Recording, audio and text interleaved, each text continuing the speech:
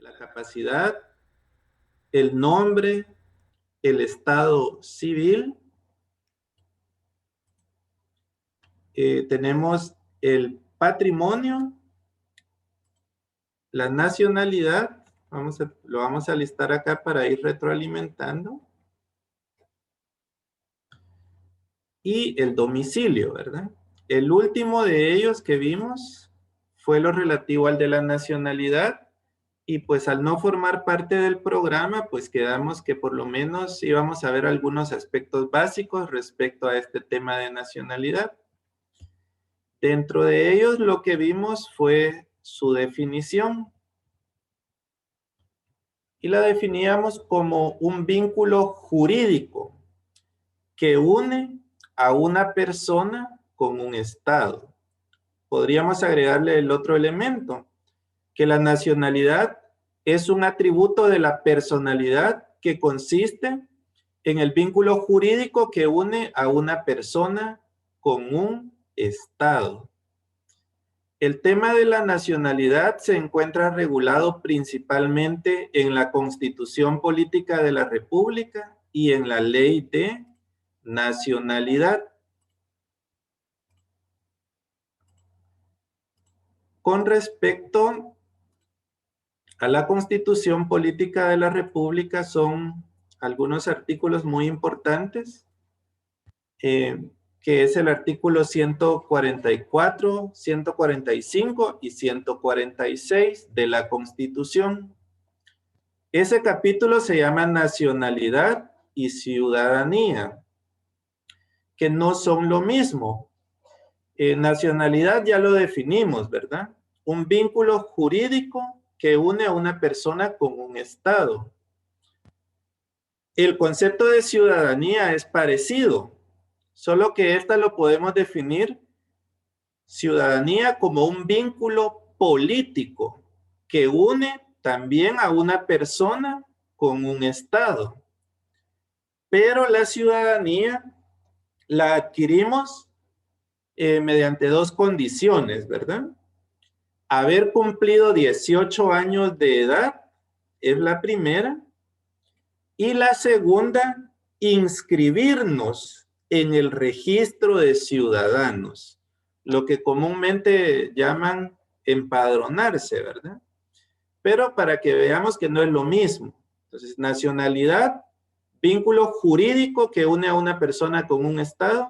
Ciudadanía, vínculo político que une a una persona con un Estado al cumplir los 18 años de edad e inscribirse en el registro público correspondiente, que en nuestro caso es el registro de ciudadanos del Tribunal Supremo Electoral, para que vayamos haciendo la diferencia. Ahora volviendo a la nacionalidad, que es el tema que nos interesa, esta puede ser de dos clases. Puede ser nacionalidad de origen y nacionalidad por naturalización. La diferencia es bien básica. La de origen la otorga la Constitución a los que nacen en el territorio de la República. Aquí reconoce el llamado derecho de suelo o jus soli, como se le llama, que todos los que nacen en la República de Guatemala, no importando la nación, en el territorio de la República de Guatemala, sin importar la nacionalidad de los padres, son considerados guatemaltecos de origen. También si nacen en naves y aeronaves guatemaltecas, que se consideran para efectos de nacionalidad como una extensión del territorio. Y también hijos de padre o madre guatemaltecos que nazcan en el extranjero. Esos serían considerados guatemaltecos de origen. El artículo 145 también establece que los centroamericanos pueden adquirir la nacionalidad de origen, indicando que además de los casos del artículo 144, también se consideran guatemaltecos de origen los nacionales por nacimiento, o sea, solo los que nacieron en territorio de esos países centroamericanos. Específicamente dice de las repúblicas que constituyeron la Federación Centroamericana. Esto incluye todos los países que actualmente forman Centroamérica, excepto Panamá. Panamá no queda incluido aquí porque no fue parte, ¿verdad?, de la Federación Centroamericana. Entonces aquí solo se incluye Salvador, Honduras, Nicaragua y Costa Rica, y el territorio que hoy es ocupado por Belice. Ellos pueden adquirir la nacionalidad guatemalteca si hacen el procedimiento correspondiente. Tienen que solicitarlo, manifestarlo ante autoridad competente que desean ser guatemaltecos. Y al resolverse con lugar su solicitud, van a obtener la nacionalidad de origen guatemalteca. Acá se incluye a Belice y el fundamento lo van a encontrar en el artículo 19 de las disposiciones transitorias y finales de la Constitución. Ahí mismo lo pueden encontrar al final de su Constitución. En el artículo 19 lo vamos a ubicar acá.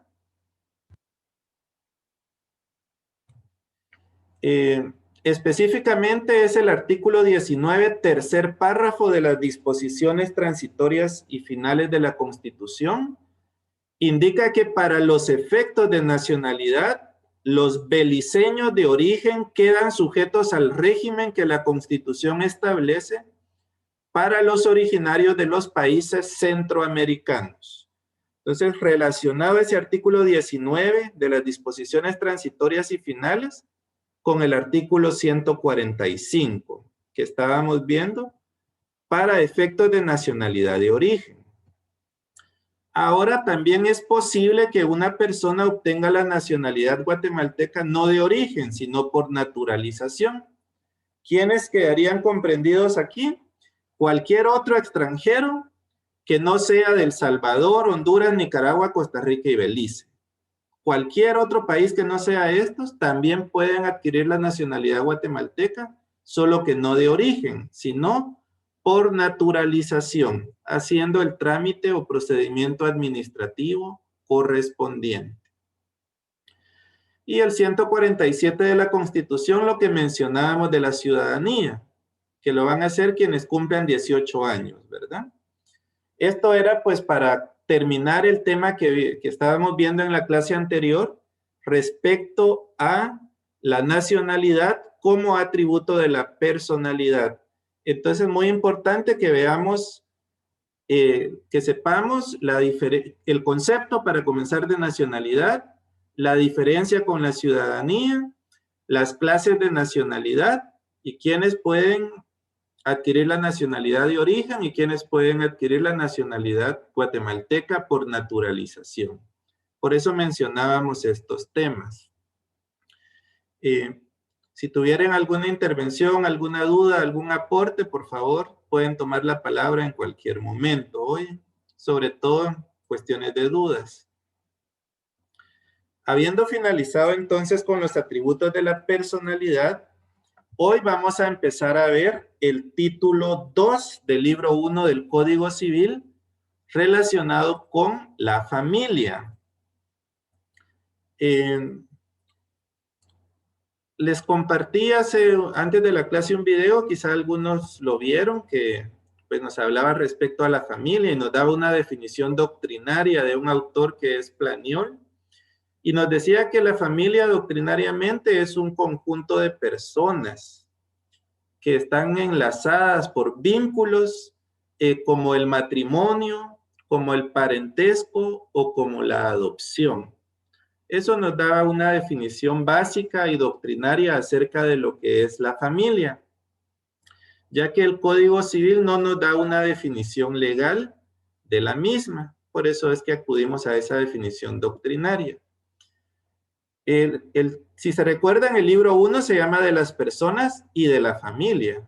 Lo relativo a las personas lo vimos en el título 1, cuando vimos la persona individual, la persona jurídica, el domicilio y la ausencia.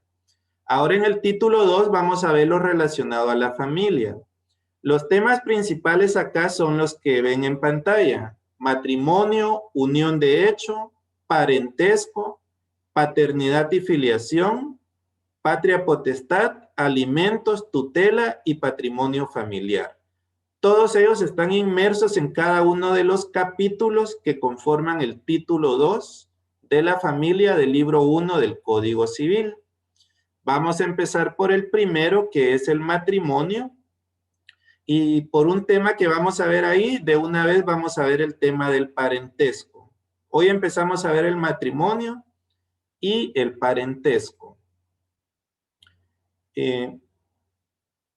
Para comenzar con el tema del matrimonio, vamos a iniciar con una definición.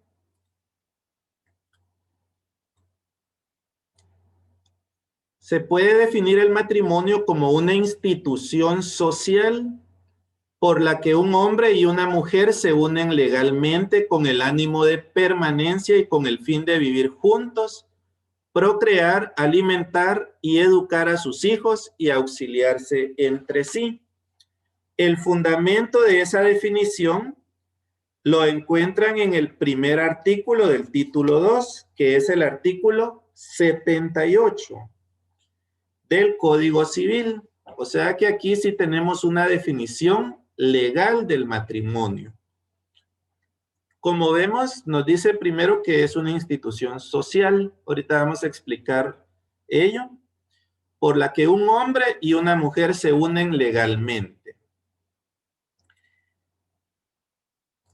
Como vemos acá en Guatemala se habla mucho, ustedes han visto en las noticias, en las redes sociales, que en muchos países está la tendencia de que están legalizando el matrimonio entre personas de un mismo sexo, ¿verdad? O sea, entre dos hombres o entre dos mujeres. Y pues muchos países ya lo han hecho. Si nos preguntáramos qué se necesitaría en Guatemala para que se autorice el matrimonio de personas del mismo sexo, la respuesta sería bien sencilla, ¿verdad? Tendría que emitirse un decreto por el Congreso de la República, o sea, una ley previo proceso legislativo, y ese decreto del Congreso tendría que reformar el artículo 78 del Código Civil. Podría decir, por ejemplo, en lugar que digan un hombre y una mujer, que diga entre dos personas, ¿verdad?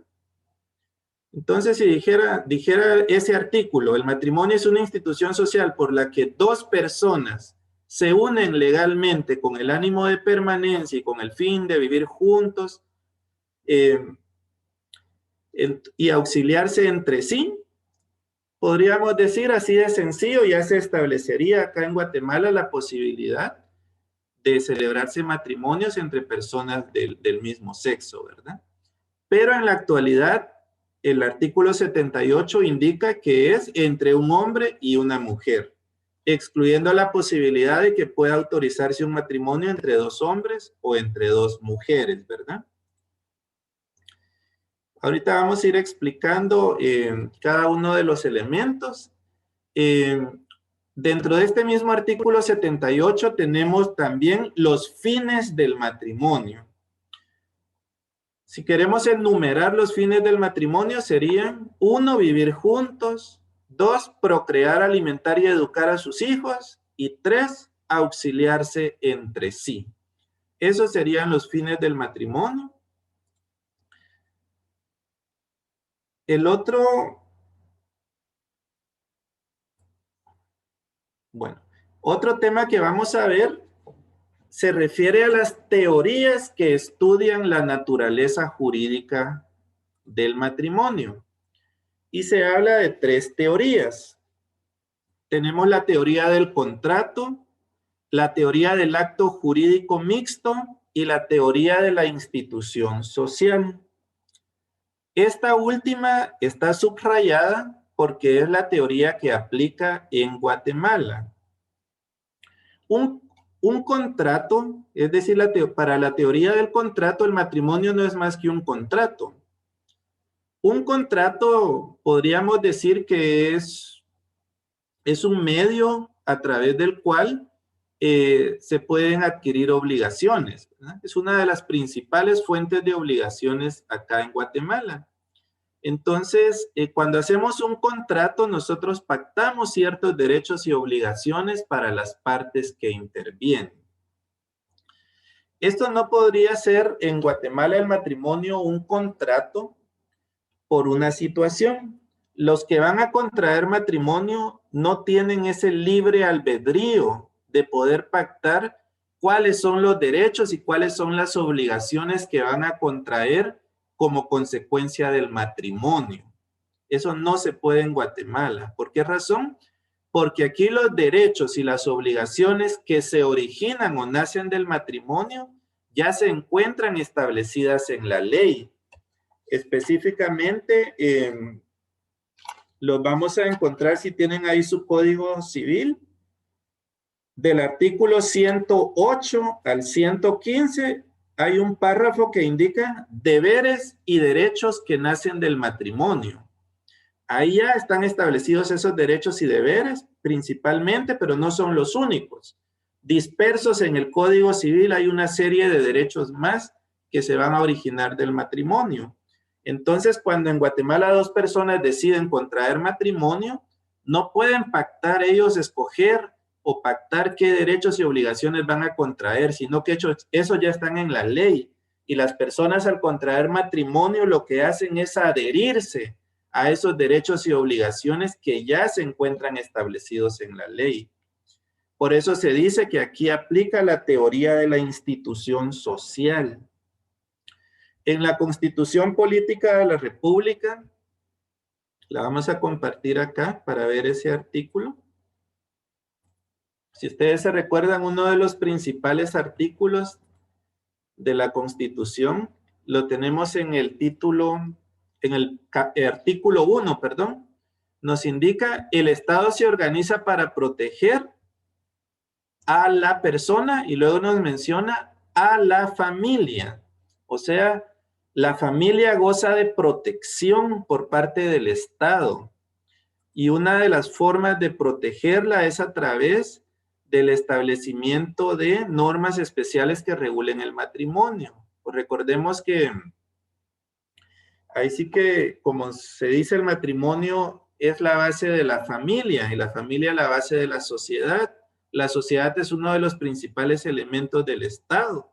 Y de acuerdo a nuestra Constitución, el Estado se organiza para proteger a la familia. Por eso es que no adopta la teoría del contrato, donde podamos escoger libremente nuestras obligaciones al contraer matrimonio, sino que aplica la teoría de la institución social, porque ya están establecidos por el Estado en ley y solo nos adherimos a ello.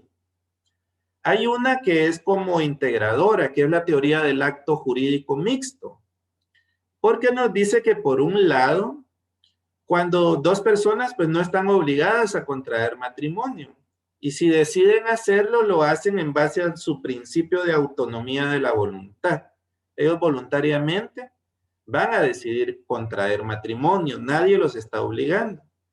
Pero si lo deciden, entonces adquieren todos esos derechos y obligaciones que nacen del matrimonio sin poder discutirlo. Por ello es que también tiene elementos de la teoría del contrato y elementos de la teoría de la institución social. Sin embargo, la que aplica acá en Guatemala es la teoría de la institución social y su fundamento está en el artículo 78 del Código Civil, que nos indica: el matrimonio es una institución social, ¿verdad? Ahí tenemos entonces el fundamento de la teoría que aplica acá en Guatemala respecto a la naturaleza jurídica del matrimonio. ¿Qué artículo es en la Constitución, Lick? Disculpe. El que vimos de la Constitución es el artículo 1, que indica que el Estado se organiza para proteger a la familia. El artículo 80 del Código Civil regula una figura que se denomina esponsales. Y ahí no la define, ¿verdad? O nos da, bueno, la definición que tienen aquí en pantalla es doctrinaria. Indica que los esponsales no son otra cosa que la recíproca promesa del futuro matrimonio. O sea que dos personas entre sí se prometan recíprocamente que en el futuro van a adquirir matrimonio. Es como cuando dicen que están comprometidos, ¿verdad? O algo así. Para la figura en la ley se llama esponsales. Dos personas, un hombre y una mujer, recíprocamente se prometieron que en el futuro se van a casar o van a contraer matrimonio. Lo que regula el artículo 80, es que eso no les va a producir obligación de contraer matrimonio. Ellos se pueden prometer que en el futuro se van a casar, pero si después cambian de opinión, no están obligados a hacerlo, ¿verdad? Tampoco se puede pactar dos personas que en el futuro se van a casar, ¿verdad? Eso también estaría prohibido. Entonces, lo que sí regula el artículo 80 es que si como consecuencia de esa promesa de futuro matrimonio que recíprocamente se hicieron y después no se celebró, alguna de las personas le entregó a la otra algún bien como resultado de esa promesa de matrimonio y después no se celebra, esta persona sí puede demandar que le restituyan ese bien que entregó. Eso sí está regulado acá en el artículo 80. Obviamente ya surgió un conflicto, ya no estaríamos en norma civil sustantiva. Desde que nos dice demandar, ya surgió un conflicto, ya nos vamos al derecho procesal civil, ¿verdad? Porque sería a través de un proceso judicial que se obligaría a esta persona a devolver ese bien. Eso es lo que nos regula el artículo 80. Otro artículo muy importante es el artículo 81. El artículo 81 se refiere a la aptitud para contraer matrimonio. En Guatemala actualmente, la aptitud para contraer matrimonio únicamente la tienen los mayores. Interrumpa. ¿Alguien iba a tomar la palabra? Sí, perdone, disculpe que la interrumpa. Una pregunta. Dígame. ¿Qué sucedía en aquellos tiempos que, bueno, mi papá a veces nos ha contado, ¿no? De que en aquellos tiempos, pues a veces los padres eran que iban a comprometer a los hijos y decir, bueno, este se va a casar con fulana de tal, y de ahí para allá no había salida. ¿Qué pasaba ahí? Sí, podríamos decir que si lo vemos desde el punto de vista jurídico en la actualidad, eso puede hasta constituir un delito, ¿verdad? Matrimonios forzados, por ejemplo. Eso puede, inclusive podría llegar, dependiendo las características del hecho, a constituir un delito grave como trata de personas, ¿verdad? Eso es algo que incluso se sigue haciendo, ¿verdad?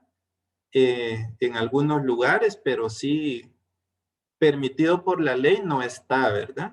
Y que incluso puede llegar a tener responsabilidad penal las personas que realicen este tipo de acciones. Pero sí se daban mucho, como ustedes dicen, antes y se siguen dando en la actualidad, ¿verdad? Pero sí no está permitido por la ley, incluso está penalizado, ¿verdad?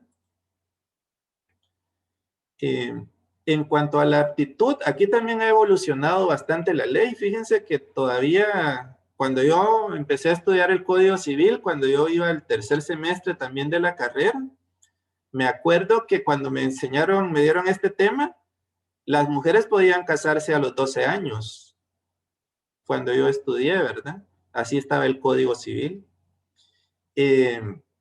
Años después se reformó y se estableció que la edad para contraer matrimonio de una mujer era de 14 años. Años después se volvió a reformar y decía que solo las mayores de 18 años, pero que excepcionalmente un juez podía autorizar el matrimonio si era mayor de 16. Luego se volvió a reformar y actualmente el artículo 81 es bien claro. Dice que la aptitud para contraer matrimonio la tienen los mayores de edad e indica que los 18 años es la edad mínima para contraer matrimonio, tanto de hombres como para mujeres. sin ninguna excepción, ¿verdad? Así es como está actualmente. Lo complementa el artículo 83, que dice: no podrán contraer ni autorizarse de manera alguna el matrimonio de menores de 18 años de edad. Y así tenemos actualmente esa aptitud, ¿verdad? Solo pueden contraer matrimonio las personas mayores de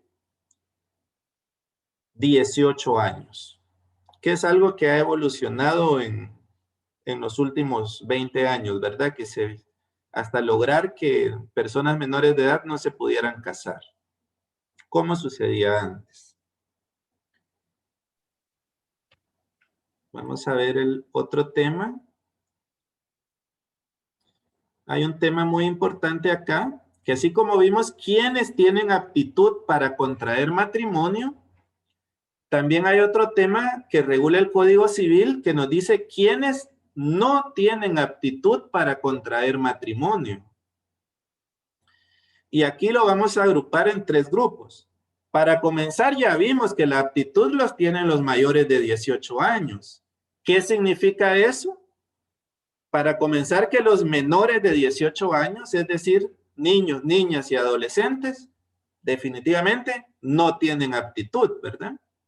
Ahora, los 3 grupos que anoté aquí se refiere a mayores de edad que incurran en esta situación, ¿verdad? Podríamos decir que serían los mayores de edad que adolecen de algún impedimento absoluto o dirimente, según el artículo 88. Los mayores de edad que adolecen de algún impedimento relativo o impidiente, según el artículo 89. Y los mayores de edad que se encuentren comprendidos en alguna de las causas de anulabilidad del matrimonio, según el artículo 145. O sea, hay 3 grupos de situaciones que hacen que una persona, no obstante ser mayor de 18 años, no tenga aptitud para contraer matrimonio con determinada persona, ¿verdad? No en general, sino muchas veces esto va a ser con determinadas personas y en algunos casos sí va a ser con cualquier otra persona. Son los que vamos a analizar ahorita. Vamos a ver el primero. Los que adolecen de impedimento absoluto o dirimente.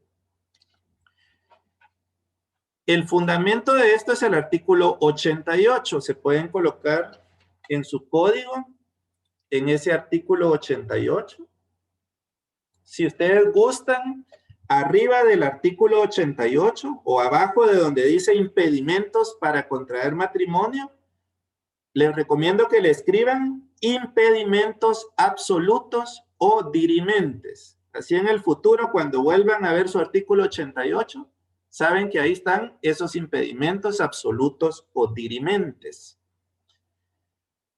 Se llaman absolutos porque si no obstante esos impedimentos, el matrimonio se llega a celebrar, este no nace a la vida jurídica. Este es insubsistente. Este va a adolecer de nulidad absoluta. Veamos el artículo 88.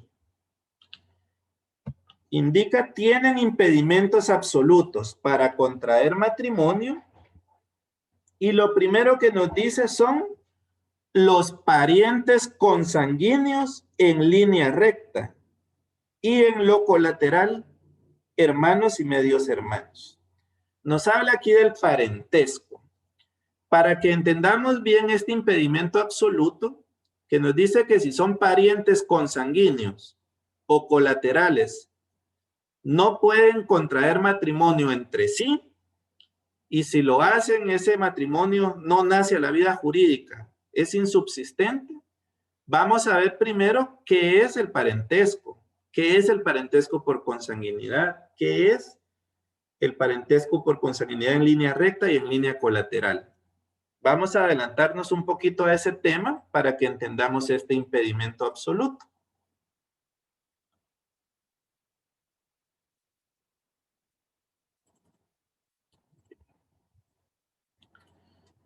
Para comenzar, el parentesco lo van a encontrar ustedes Y por favor, se ubican en ese artículo. Es un tema muy importante. En el artículo 190 del Código Civil. Podemos definirlo como un vínculo legal existente entre dos o más personas en virtud de consanguinidad, afinidad o la adopción. O sea, de ahí surge el término parientes, ¿verdad? Porque hay un parentesco, hay un vínculo entre dos o más personas, por razones de sangre, consanguinidad, de afinidad, que se origina del matrimonio o por la adopción. Por eso se dice que hay 3 clases de parentesco: por consanguinidad, afinidad y civil. Si se ubican en el artículo 190, ahí está el fundamento de las clases de parentesco. Indica: la ley reconoce el parentesco de consanguinidad. Ahí menciona el primero, pueden resaltarlo o subrayarlo. Dentro del 4º grado. El de afinidad dentro del 2º grado. Y el civil, que nace de la adopción y solo existe entre el adoptante y el adoptado. El 191 se refiere a la consanguinidad, que es el primero que vamos a ver. Dice que es el parentesco que existe entre dos personas que descienden de un mismo progenitor, ¿verdad? Ahí tenemos la definición de parentesco por consanguinidad. El artículo 190 dice que la ley solo lo reconoce hasta el 4º grado. Si ven el artículo 193, nos dice un elemento muy importante, que un grado es igual a una generación. Eso tomémoslo muy en cuenta. Cada generación constituye un grado. También el artículo 194 es muy importante porque nos habla de línea y nos dice que son una serie de generaciones o grados procedientes de un ascendiente común. Por último, el 195 nos dice que la línea puede ser recta cuando las personas descienden unas de otras y colateral o transversal cuando no descienden unas de otras, pero tienen un ascendiente común. Y que por último, el 196 nos dice que la línea recta puede ser ascendiente o descendiente. Bueno, para entender mejor esos artículos lo vamos a hacer con unos ejemplos. Vamos a ver el parentesco por consanguinidad, que la ley reconoce hasta el 4º grado. Ya vimos que cada generación es igual a un grado. Y ya vimos que el parentesco por consanguinidad está en el artículo 191. Imaginemos que esa persona que ven en pantalla, si quieren imaginen que son ustedes, para que vayamos haciendo el ejercicio. Vamos a ver primero la línea recta. La persona que aparece ahí sobre ustedes sería, vamos a ir en una línea recta ascendente. Serían sus papás, ¿verdad? Porque ustedes descienden de sus papás. Por eso es que hay un parentesco por consanguinidad. Y como es una generación, esa generación constituye un grado.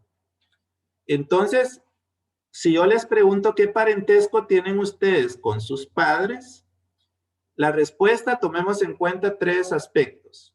La respuesta debe incluir parentesco, línea y grado. Entonces, ¿qué parentesco tienen ustedes con sus padres? La respuesta sería un parentesco por consanguinidad en línea recta. Le podemos agregar ascendente en primer grado. Acuérdense, parentesco, línea y grado. Si seguimos ascendiendo, esos serían los abuelos. Como es una generación más, es un grado más. Sería el 2º grado. O sea, entre una persona y su abuelo hay un parentesco por consanguinidad en línea recta ascendiente en segundo grado. Recuérdense, parentesco, línea, grado. Seguimos con otra generación más, serían los bisabuelos. Como es una generación más, un grado más, sería el tercer grado. Entre una persona y su bisabuelo hay un parentesco por consanguinidad en línea recta ascendente en tercer grado.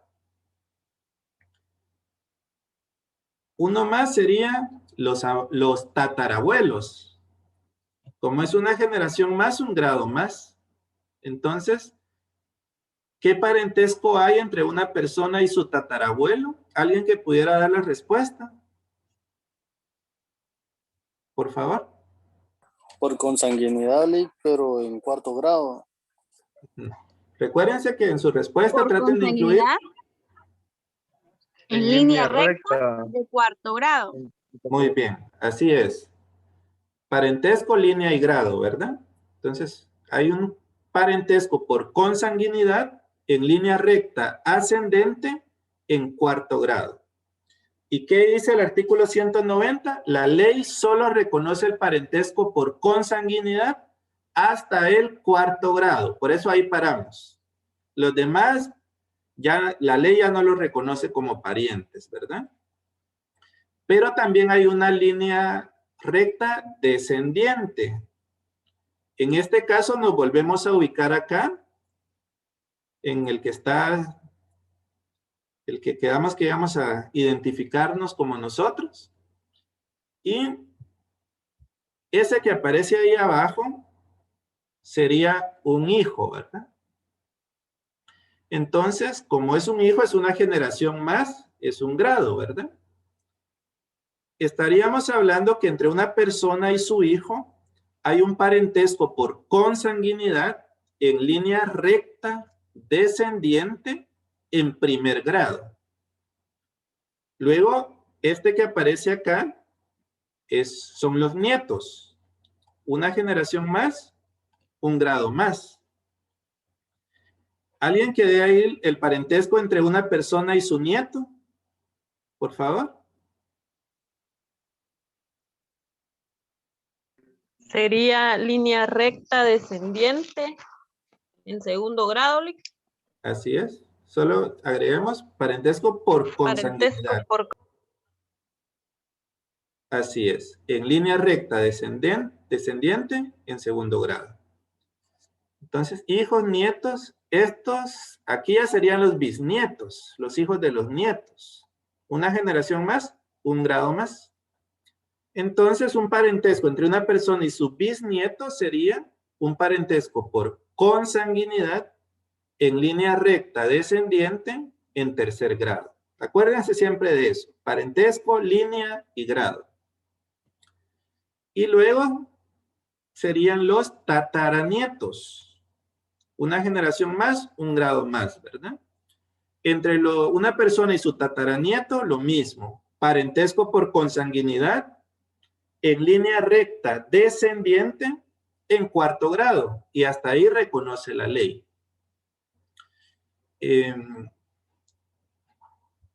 Bien, ¿estamos ahí entonces con el parentesco por consanguinidad en línea recta, compañeros? ¿O hay alguna duda?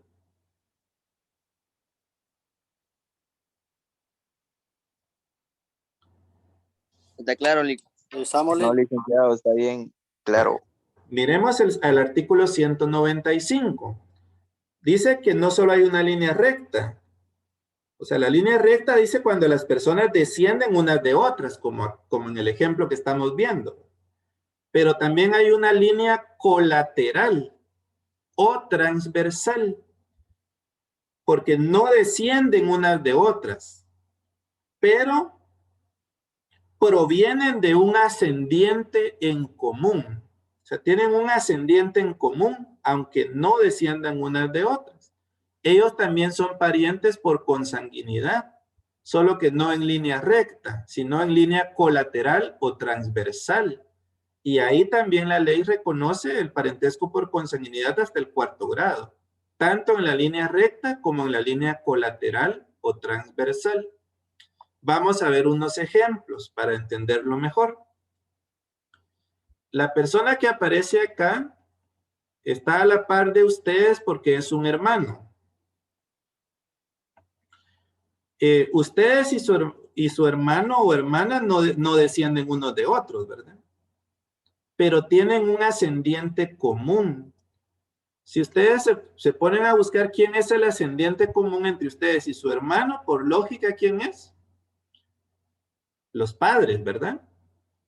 Porque tanto ustedes como su hermano descendieron de los padres, ¿verdad? Entonces el ascendiente en común de una persona y su hermano son sus papás, ¿verdad?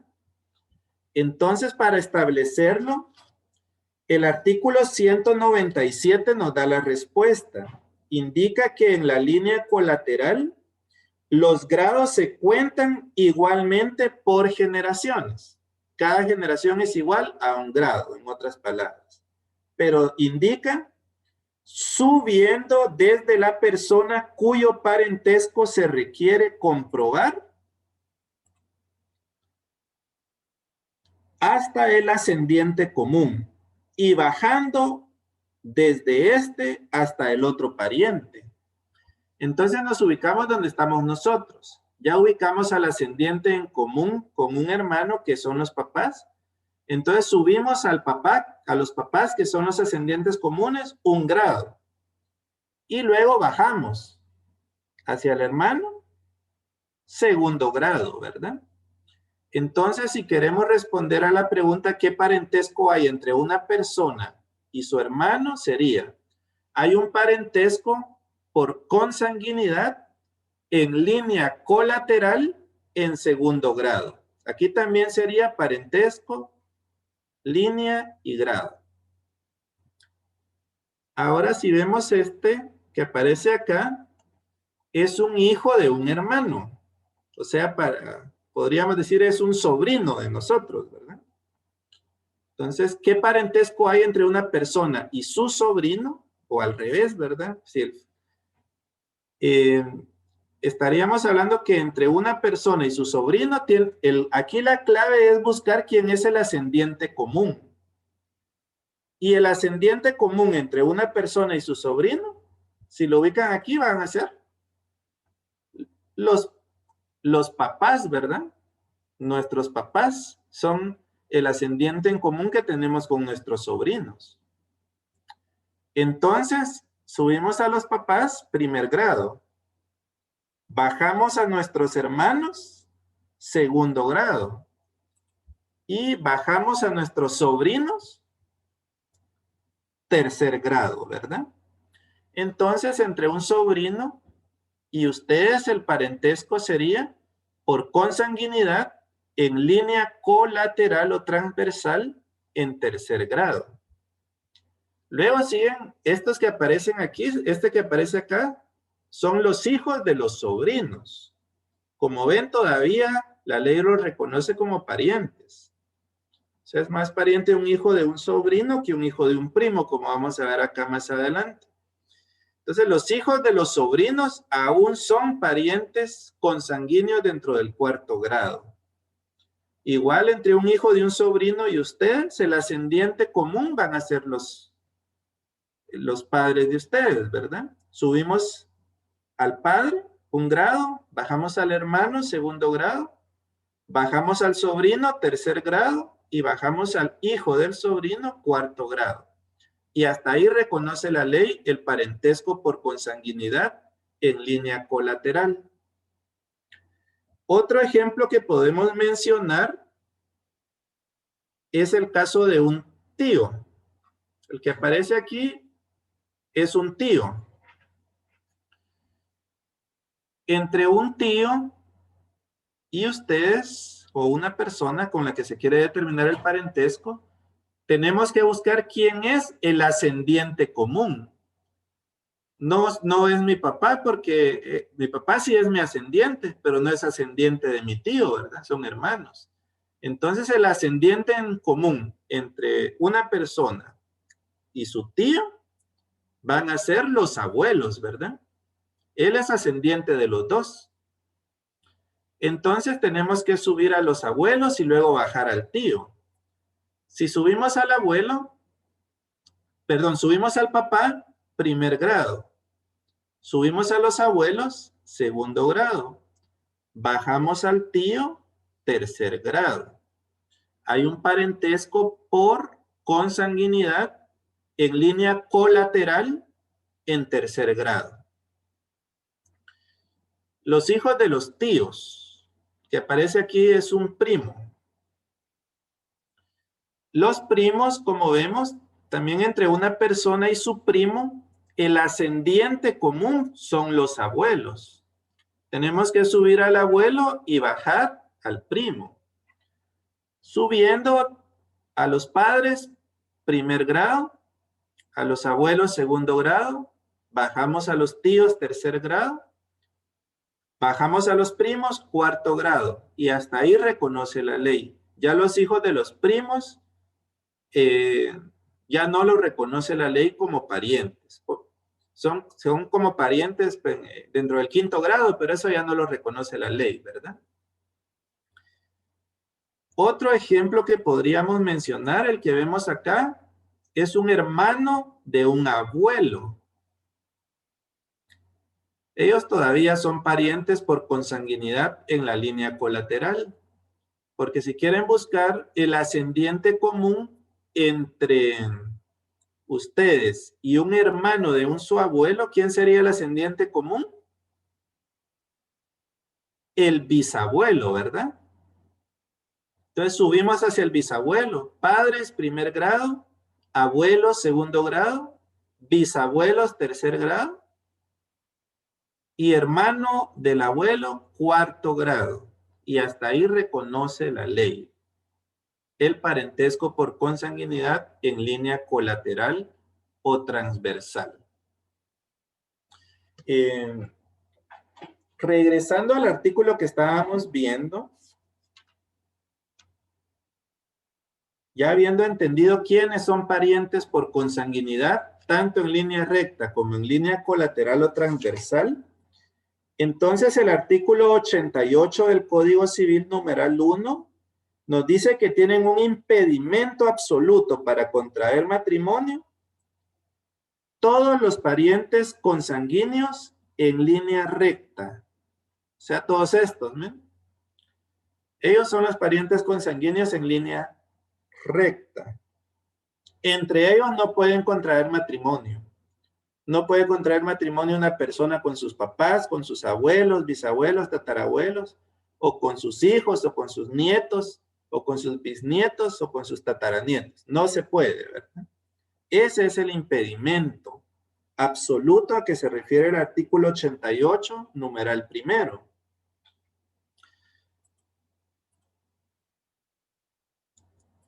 Bien, ahí están, se están adelantando un poquito ahí en el chat. Ahorita vamos a responder esa pregunta.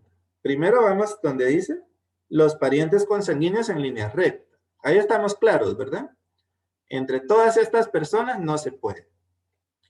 Luego dice, y en lo colateral, ya vimos que nuestros parientes colaterales, ¿quiénes son? Nuestros parientes colaterales son nuestros hermanos, nuestros sobrinos, los hijos de los sobrinos, nuestros tíos, nuestros primos y los hermanos de nuestros abuelos. Todos ellos son nuestros hermanos, perdón, son nuestros parientes colaterales, o mejor dicho, nuestros parientes consanguíneos en línea colateral. Quiere decir que una persona no se puede, o es pariente colateral ¿de quién? De sus hermanos, sobrinos, hijos de sobrinos, de sus tíos, de sus primos y de los hermanos de sus abuelos. Todos ellos son parientes colaterales. Y lo que anotaba ahí en el chat la compañera es una observación muy importante, porque solo dice que en lo colateral, hermanos y medios hermanos. Si son hermanos y medios hermanos, tomemos en cuenta que ahí está la prohibición.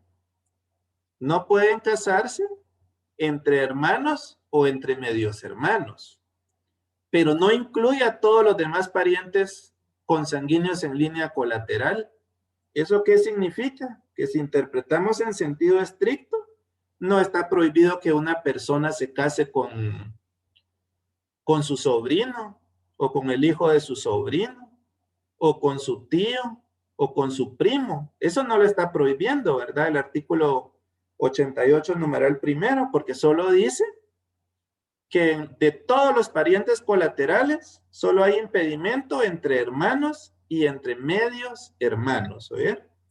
Pero no incluye a todos los demás.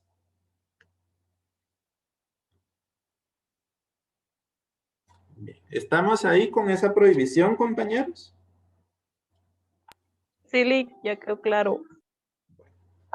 Entonces, Es bien legalmente, complejo si eso, les Lick, preguntan pero sí.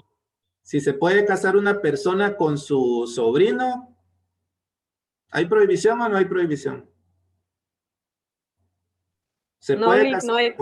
Sí, sí se puede casar porque ya explicó usted que los parientes consanguíneos en línea recta y en lo colateral son los hermanos y medios hermanos, o sea, no entran los tíos ni los primos. Así es. Bien, haciendo una interpretación ahí estricta, ¿verdad? De lo que nos menciona ahí el código. Dice por ahí una pregunta, los hermanastros. Ellos no son parientes, ¿verdad? Ni por consanguinidad, ni en línea recta, ni en línea colateral. Ellos no tienen prohibición, ¿verdad? Pero Lick, los hermanastros no son, por ejemplo, mis hijas tienen un hermano por medio de su papá, esos son los Ellos hermanastros. son medios hermanos.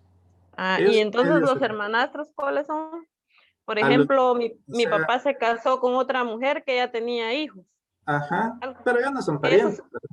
ajá, pero sí son mis hermanastros porque son hijos de mi madrastra. Sí, comúnmente Esos son los, se le llama así. La ley no reconoce ese término, ¿verdad? sí, pero yo Eh, quería aclarar eso de sí, sí, claro. hermanastro con medio hermano. Sí, sí, es diferente. Los medios hermanos es cuando sí descienden de la misma mamá o del mismo papá, ¿verdad? Con diferente persona. Ahí sí. Ya, Lick. Bien. Vamos a ver el otro parentesco de una vez, ya que estamos por acá. Tenemos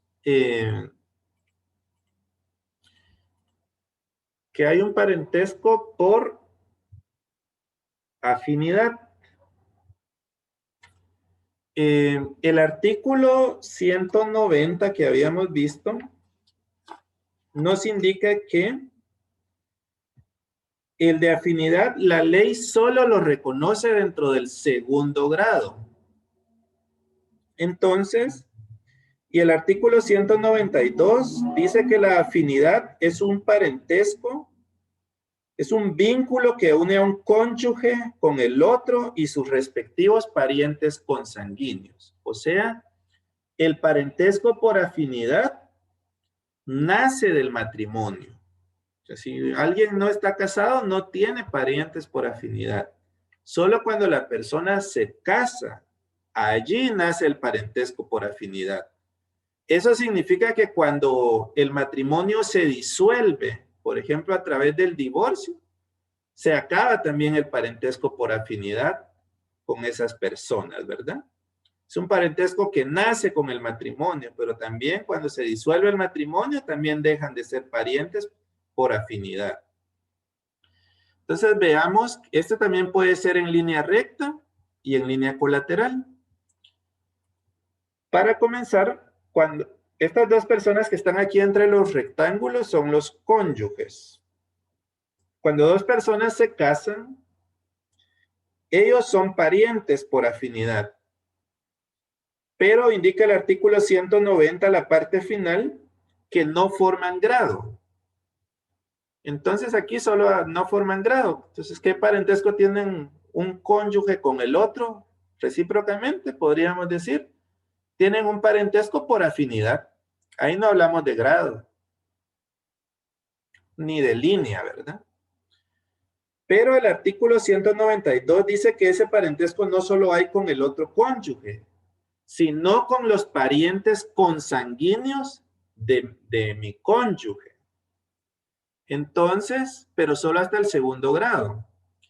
Entonces, imagínense ahí ustedes los que no están casados, que están casados, y que al que tienen aquí a la par es su cónyuge, y los dos que hay aquí arriba son los padres de su cónyuge, o sea, son sus suegros. Entonces, entre ustedes y sus suegros, pero solo si están casados, ¿verdad?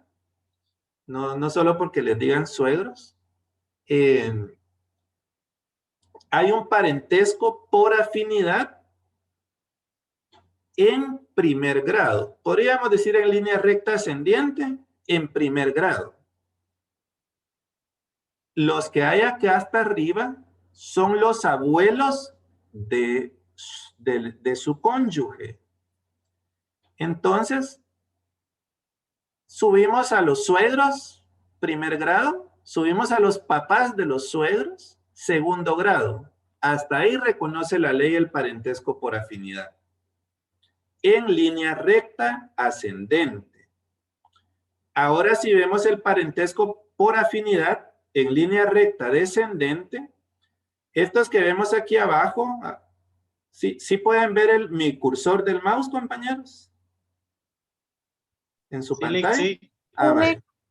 Estos que vemos aquí son hijos. Sería el caso de que la persona con la que se casó, una persona tenga hijos, ¿verdad? O sea, son los hijos del cónyuge, pero que no son hijos de la persona, ¿verdad? Porque si fueran sus hijos, entonces no serían parentesco por afinidad, sería parentesco por consanguinidad, ¿verdad?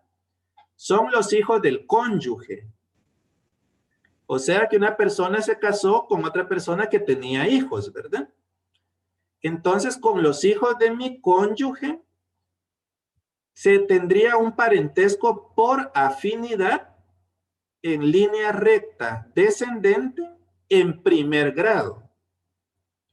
Luego los que están hasta abajo serían los nietos de mi cónyuge. O sea, los hijos de mi cónyuge. Con ellos bajamos a los hijos del cónyuge, tenemos un grado. Bajamos a los nietos del cónyuge, segundo grado. Y hasta ahí reconoce la ley. Hablaríamos que con los nietos del cónyuge, una persona tiene un parentesco por afinidad en línea recta descendente en segundo grado. Y hasta ahí reconoce la ley. Por otro lado, tenemos la línea colateral o transversal. Aquí los únicos que van a entrar como parientes por afinidad en línea colateral son los cuñados. O sea, los hermanos de mi cónyuge. ¿Por qué? Porque tendríamos que buscar, ¿verdad? Entre el cuñado y mi cónyuge, ¿quién es el ascendiente común? Mis suegros, ¿verdad? Los papás de ellos, que son mis suegros. Entonces, subimos a los suegros, que es el ascendiente común, un grado. Bajamos a los cuñados o hermanos del cónyuge, segundo grado. Y hasta ahí reconoce la ley, ¿verdad? Hasta el segundo grado reconoce por afinidad.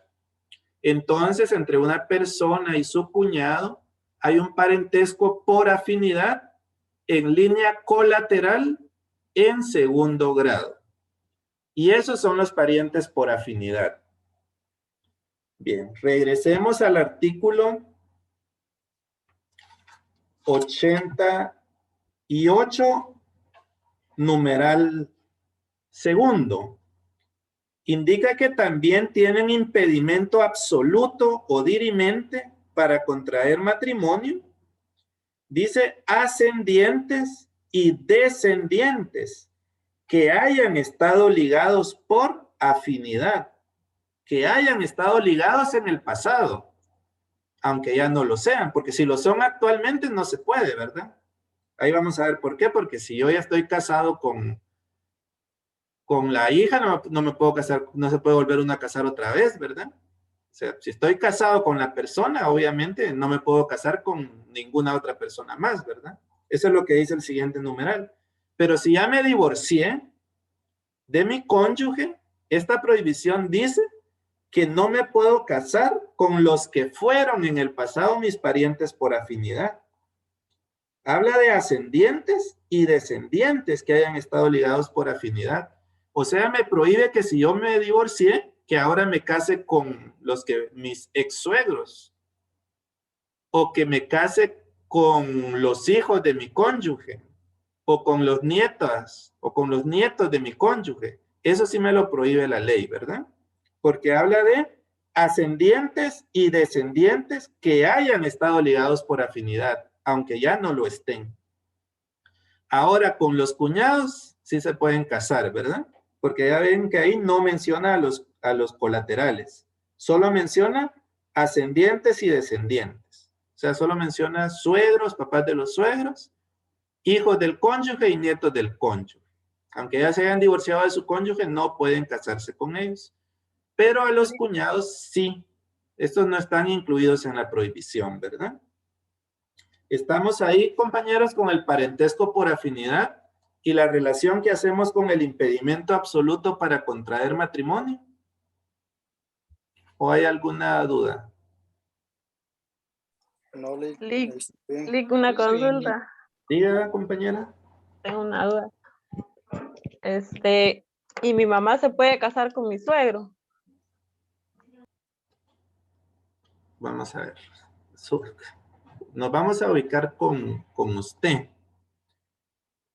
Por Usted eso le está casada con un suegro. La mamá de usted no tiene esposo. Bien. Y viene mi suegro, le enamora y se casa con ella. O sea, usted estuvo casada y se divorció. Bien, porque mire, es que por eso le pregunto. esto incluye para ambos contrayentes. Mire, pues, lo que usted tiene que preguntarse es, ¿qué parentesco tiene usted con su suegro? ¿Qué parentesco tiene? Responda, parentesco, línea y grado. Pues... Tiene un parentesco por afinidad en línea recta ascendente en primer grado. Ahora, de igual forma, el cónyuge de usted con la mamá de usted, que es su suegra, tiene el mismo parentesco, ¿no? Por afinidad. Ajá, claro. Ahora sí vamos al numeral segundo del artículo 88. Dice que si estuvieron ligados por afinidad, en ese caso sí estuvieron ligados por afinidad, tienen prohibición, ¿verdad? Para casarse. Esto aplica para ambos, ¿verdad? Yo los ponía como ejemplo ustedes, ¿verdad? Y sus parientes, pero si el otro cónyuge también sería lo mismo, ¿verdad? Con respecto a los parientes consanguíneos del otro cónyuge. O sea que sí tendría prohibición, ¿verdad? Sí, es que lo que pasa es de que, por ejemplo, la mamá de mi cuñada se casó con mi papá. Mi papá quedó viudo, pero ahora mi cuñada, aparte de ser nuera de él, ahora es padrastro. Sí, sí. Como les digo, ¿verdad? Impedimento hay, ¿verdad? Entonces, o sea, nosotros estamos viendo que dice la ley, ¿verdad? A veces, ahí sí que a veces se dan cuestiones, ¿verdad? Que surgen o se hacen al margen de la ley, ¿verdad? Que si hubiera alguna persona perjudicada, pues puede hacer valerla, ¿verdad? Esos matrimonios incluso podrían anularse, ¿verdad? Si hubiese alguna persona interesada. Licenciado, Diga. por ejemplo, cuando hacen la ceremonia, no sé, en el juzgado, no sé dónde se casan, por lo civil, creo, Mira, eso lo vamos a ver aquí. Solo puede ser... ¿investigan el historial o algo así para ver si hay algún impedimento o...? Sí, fíjate que... Vamos a ver quiénes pueden autorizar el matrimonio, ¿eh? Solo puede ser un notario, un alcalde, un concejal o un ministro de culto que esté debidamente autorizado, ¿verdad? Ellos pueden, ¿verdad? De hecho, como notarios hay una serie de requisitos que se tienen que cumplir, ¿verdad? Para poder celebrar el matrimonio. Acá lo vamos a ver en los artículos subsiguientes, ¿verdad? Y ahí pues se puede establecer si hay algún impedimento o no, ¿verdad? Entonces sí hay requisitos, ¿verdad? Vamos a ver que hay requisitos previos, simultáneos y posteriores cuando un notario autoriza un matrimonio. Entonces hay obligaciones, ¿verdad? Que previamente tiene que cumplir el notario, que en el acto de celebrar el matrimonio tiene que cumplir y después de celebrarlo también tiene que cumplir, ¿verdad? Pero aquí hace ver que ellos tienen impedimento, que no deberían casarse, ¿verdad? Pero no obstante, si lo hacen, ¿verdad? Incluso podríamos ver si algunos artículos que pudieran incurrir incluso los notarios, ¿verdad? Por celebrar un matrimonio cuando las personas no cumplan sus requisitos. Y incluso para estas personas podría incluso anularse el matrimonio, ¿verdad? Si hubiese alguna persona interesada, ¿verdad? A que le cause algún perjuicio a esa situación. Regresando al artículo 88, hay un numeral tercero que dice que tienen impedimento absoluto o dirimente para contraer matrimonio las personas casadas y las unidas de hecho. Pero cuando hablamos aquí de unión de hecho, es unión de hecho legalmente declarada, ¿verdad? No ese término que es cuando dos personas viven juntas que dicen estamos unidos, no, ¿verdad? Unido de hecho declarado legalmente. Ya vamos a ver esa figura acá. Con persona distinto de su conviviente. O sea, esto es más sencillo, ¿verdad? Dice que si una persona ya está casada o unida de hecho legalmente con otra, no se puede volver a casar con otra persona, ¿verdad? Estamos ahí con esa prohibición, ¿verdad? Dice, a menos que se disuelva legalmente el matrimonio o la unión de hecho. Si se disuelve el matrimonio o cesa la unión de hecho, ya queda en libertad de estado. Es decir, ya puede contraer nuevo matrimonio, ¿verdad? Pero mientras no se disuelva el matrimonio o no cese la unión de hecho, esa persona no se puede casar con otra. Y si lo hace, incluso está penalizado ahí, hay un delito en el Código Penal, ¿verdad? Que penaliza el hecho de que una persona que esté casada se vuelva a casar con otra, ocultando, ¿verdad? Que lo está. Entonces, esos serían los impedimentos absolutos o dirimentes a que hacíamos referencia. Y aprovechamos para ver el tema del parentesco, ¿verdad?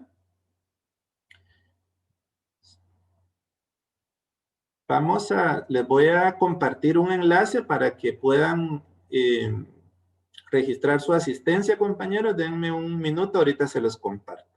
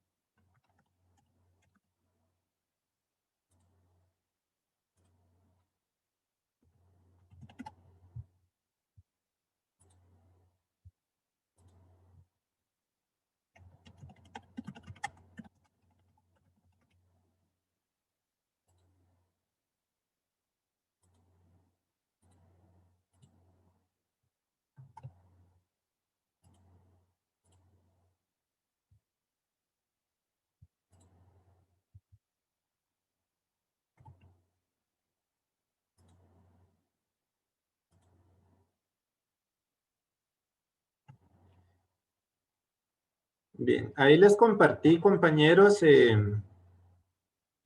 un enlace para que por favor registren su asistencia a esta sesión.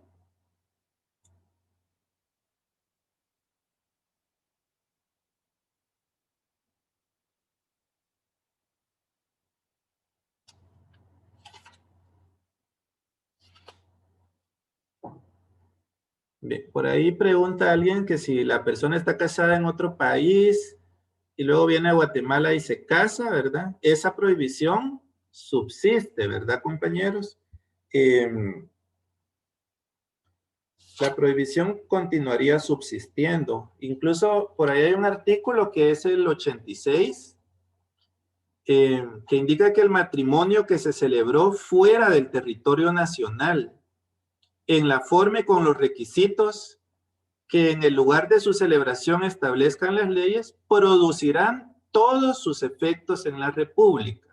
O sea, la prohibición sigue subsistiendo, aun y cuando la persona esté casada y la celebración de ese matrimonio haya sido en otro país, ¿verdad? Si una persona guatemalteca incluso se casa en otro país, pueden inscribir el matrimonio acá en Guatemala, ¿verdad? O lo inscriben allá en los consulados o lo inscriben aquí cumpliendo los requisitos. Y aunque no lo hayan inscrito, ¿verdad? Si se casaron en otro país y solo lo inscribieron en el registro civil de ese otro país y no en el de Guatemala, el hecho de que no esté inscrito aquí no significa que se pueda volver a casar acá, ¿verdad? Porque como vamos a ver más adelante, fíjense que el matrimonio es un acto constitutivo, no es un acto declarativo. Quiere decir que el matrimonio nace a la vida jurídica con su celebración, no con su inscripción en el registro civil de las personas, ¿verdad? Sino con el hecho de que se celebre el matrimonio, ya nació a la vida jurídica, independientemente que se inscriba o no en el registro civil correspondiente. Ahora preguntan ahí, ¿verdad? Que si se casan en otro país, pero estaban casados aquí, pues si estaba penalizado en otro país hacer eso, que normalmente lo está, incurriría en responsabilidad penal en ese país, ¿verdad? También.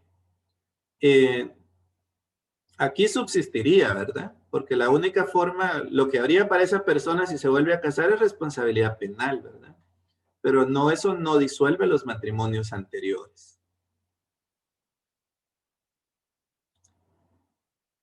No sé si hay alguna otra pregunta, compañeros. Pueden hacerla ahí en el chat o a través de los micrófonos. En lo que pues hacen sus preguntas o las escriben, para el día viernes, compañeros, en el horario de clases, vamos a hacer un pequeño examen corto. Posiblemente va a tener el valor de 5 puntos, donde van a entrar todas las sesiones anteriores que hemos visto. Entonces creo que esta es la sesión como las 7 creo que es, ¿verdad? Entonces, lo que vamos a hacer es que van a entrar todo lo que vimos del título 1. El tema que vimos hoy del matrimonio y del parentesco no lo vamos a evaluar porque todavía falta terminar de ver el tema del matrimonio, ¿ya? O sea que vamos a ver todas las sesiones, incluso las que evaluamos, excepto esta, ¿ya? Para que ustedes lean la presentación anterior que se les compartió y básicamente del artículo, sería del artículo 1 al artículo 77, ¿verdad? Lo que hemos visto acá en clase y pues la presentación que está ahí en la plataforma. ¿El examen lo va a subir a la plataforma o cómo? Así es, va a ser igual que el primero. Ahí en la plataforma RAD, ahí en nuestro curso de Derecho Civil se va a agregar, ¿verdad? La evaluación. Y ahí ustedes pueden ingresar, ¿verdad? Va a ser en el horario de clases, ¿oyeron? De 5 a 7. Así es, va a tener una duración de unos 30 minutos o 45 minutos, ¿verdad? Entonces, por ejemplo, si dura 45 minutos, la recomendación es que para que ustedes tengan sus 45 minutos, por lo menos tendrían que ingresar a las 6:15, ¿verdad? Para que tengan libres sus 45 minutos, porque tengo entendido que se inician a las 7:15. Ya solo, como el examen cierra a las 7, ya solo tendrían 15 minutos, ¿verdad? Pero Sí. si ingreso a las 5, lo puedo responder, ¿vale? Sí, si ingresan de 5 a 6:15, van a tener sus 45 minutos completos, ¿verdad? Entonces voy a subirlo, ¿verdad? En el transcurso de la semana. Igual les informo a través del grupo de WhatsApp, ¿oyeron? Pero sí, no vamos a tener sesión vía Zoom, sino que van a tener una evaluación corta, ¿oyeron? Lick, la presentación de estas 2 últimas clases, ¿la va a subir a la plataforma también? Sí, la voy a subir. Solo que esa no entra en la evaluación del viernes, lo que vimos hoy. Ah, Solo- bueno, pero sí quisiera tener el documento para sí, no se repasar. preocupen. Yo lo voy a subir a la brevedad posible. Gracias, Lick. Bien, compañeros, entonces, si no hay ninguna otra pregunta, ya registraron su asistencia, vamos a quedar ahí por el día de hoy. Por favor, lean vamos a ver sí, dependiendo a qué hora es el horario de clases el viernes, a esa hora va a ser el examen. No sé si es de 5 a 7 o de 7 a 9, pero en el horario de clases va a ser su examen, ¿oye? No se preocupen. Ah, sí, es de 7 a 9, ahorita me recordé. Es de 7 a 9 el examen, ¿oyeron? Entonces, vamos a quedar ahí, compañeros. Por favor, lean para su examen. Son temas, pues, muy básicos que ustedes tienen que saber, ¿verdad? De aquí en adelante y les van a servir en sus siguientes cursos. Entonces, yo les deseo una buena tarde, compañeros. Feliz noche, Lick. Feliz noche a todos. Feliz noche. A todos.